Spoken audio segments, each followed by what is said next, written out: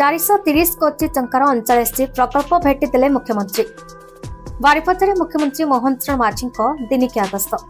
मयूरभंज विकास नुआ सूर्योदय। PRM medical college hospital नूतन building शुभ उद्घाटन।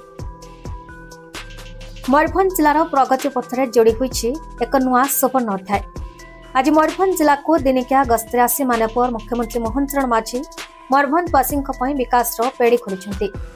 बारिपदा स्थित ऐतिहासिक कॉलेज पड़िया आयोजित एक भव्य समारोह में मुख्यमंत्री प्राय 430 कोटी टंकार 39 सरकारी उन्नयनमूलक प्रकल्पर शिलान्यास भित्तिप्रस्तर स्थापन कर अवसर में जिलावासी दीर्घ दिन प्रतीक्षार अंतर शेष हुई मुख्यमंत्री बारिपदा स्थित पंडित रघुनाथ मुर्मू मेडिकल कॉलेज और हॉस्पिटल नूतन भित्तिभूमि शुभ उद्घाटन कर जिलार स्वास्थ्य सेवा क्षेत्र में एक बड़ परिवर्तन आसिबो बोली आशा जनसाधारण में आशार आलोक देखा 430 कोटीर प्रकल्प भेटिदे मोट 39 जन कल्याणकारी प्रकल्पर शुभारंभ कर मयूरभंज भित्तिभूमि को अधिक मजबूत करने जिलार विकास धारा को त्वरान्वित कर सहायक हो।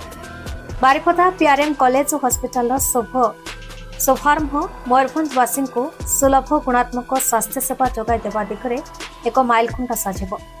कॉलेज पड़िया मुख्यमंत्री को स्वागत करने हजार हजार जनसाधारण समागम देखा मिलता।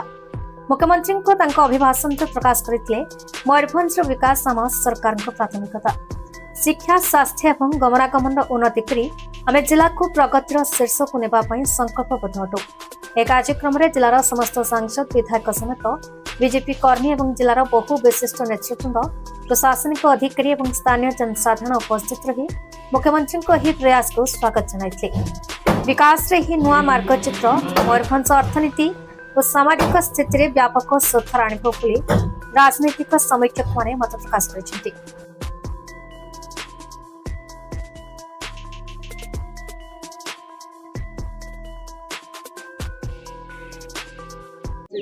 मयूरभंज जिलार सदर महकुमा बारिपदा ठारे पंडित रघुनाथ मुर्मू मेडिकल कॉलेज और हॉस्पिटल रो जो नूतन टीचिंग हॉस्पिटल रो शुभ उद्घाटन करागला।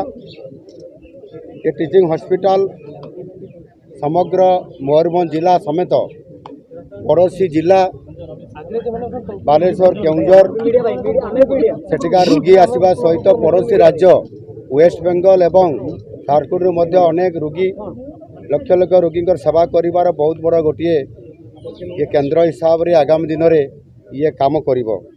ये निश्चित भाव रे आम पाई गोटे ये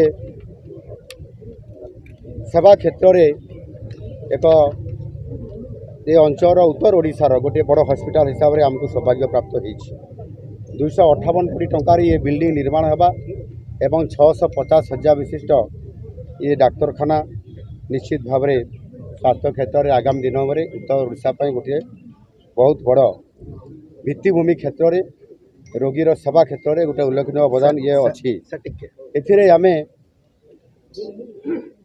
125 सीट अच्छी आम पिलामान को पाठ पढ़ाई एमबीबीएस रे आमे 150 करने एथिरे योजना करिछु।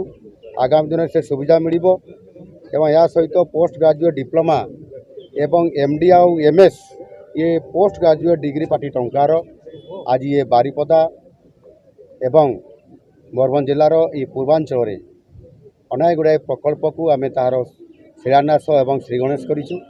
एगुड़िक आगामी दिन में ये स्वास्थ्य रिलेटेड अच्छी एवं अन्यान्य रास्ता गमनागमन पीवा पानी व्यवस्था अच्छी से 100 कोटी टंकार ड्रिंकिंग वाटर फैसिलिटी व्यवस्था आज तार उद्घाटन होती।